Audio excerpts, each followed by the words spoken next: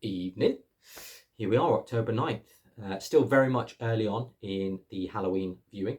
So I'm still at the stage where I'm watching the more light-hearted films or discovering new films that I've not seen before or revisiting films that I have seen before that aren't necessarily the ones, your big guns over here, that I have to watch every year. So tonight's film's a slasher. Our first slasher of the season, guys, and we love a slasher. Released in 2000, directed by Geoffrey Wright, starring Brittany Murphy, Michael Biehn and Jay Moore. Well done if you guessed it from the poster tease over on TikTok. Talking about Cherry Falls. Released here by 101 Films. I think it was Shout Factory in America.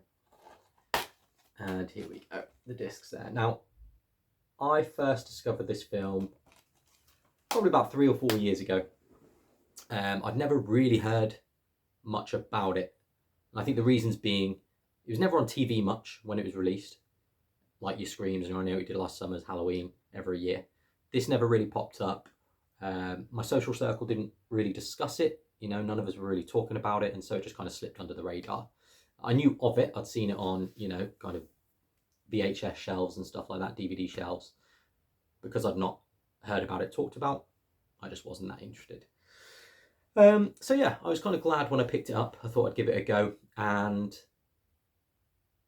it's okay. It's good. It's watchable. It has some decent ideas. I really like the idea of the, you know, the virtuous virgins going from the ones being the survivors in most films to those specifically being the individuals hunted in this movie, and that being the focal point. Now, that idea isn't necessarily executed in the best way or even delivers perhaps 100% on what's promised, but a good enough concept to carry the film anyway. It definitely doesn't have the rewatch value of your Screams, I Know You Did Last Summer's. However, it's fun to revisit, you know, every few years just to kind of inject a new slasher blood into proceedings. The cast largely delivers. There's a few dud performances in there. Michael Biehn just seems bored throughout most of the runtime. Brittany Murphy, as ever, when she's on screen, you can't take your eyes off her. She's amazing. And you can't help but wonder what we could have had if she's still with us and, yeah, still giving screen performances. So, yeah, a real shame with that one. Special features-wise on the disc, there's a documentary. It's not a documentary, it's an extended interview. Runs about 25 minutes with the producer. So you've got Marshall Persinger and the writer Ken Selden. Both seem pretty nervous. I'm not sure if they're just not used to the limelight, but the interview with Ken, the writer, is quite interesting. He talks about, obviously, his original idea for the script and his concept and how that was changed by the director and the studio. So he kind of goes into his inception for the script, certain ideas that he had, kind of initial visions for it.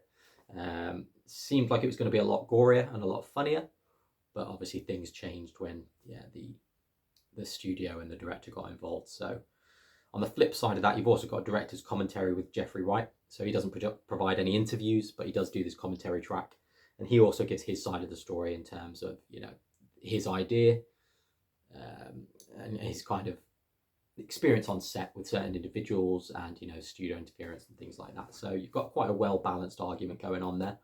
And yeah, it's a shame, because if they'd lent more into the humour, I think it would have been a better film. Very tongue-in-cheek, and obviously it needs a bit more of the gore than we've got. It seems like a TV cut ultimately, the final edit that we get. But yeah, what can you do? We can only hope we'll see an edited cut at some point down the line, but I feel like we would have seen it already by now. There's also interviews with the cast on there as well, but they're not that great. So yeah, I would say it's definitely worth a watch. If you've not seen it, it's fun. Just take it for what it is. Just know that it's not a mind-blowing experience. It's a fun movie, one that I come back to every few years, like I say. And yeah, that's it. That's October 9th. That's our first slasher of the season. Tune into TikTok if you want to see a tease for tomorrow's movie. And if not, I will see you here, and I will be reviewing tomorrow's movie then. See you later.